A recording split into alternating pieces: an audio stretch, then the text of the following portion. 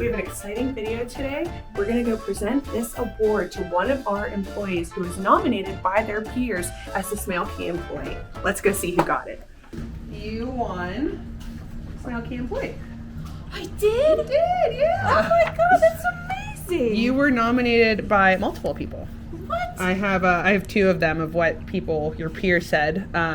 An abundance of positive feedback from multiple customers on how much of wonderful help Corrinne was during the emotional experience of having an accident. And then someone else said she is always going above and beyond for the customers to get them answers, always has a smile on, makes sure the guests feel welcome, always help fellow employees with tasks, sometimes works without help, and never seems to get her down or change her customer service. So a bunch of your coworkers nominated That you. really means a lot to me. That's awesome. I was gonna say it's your efforts don't go unnoticed.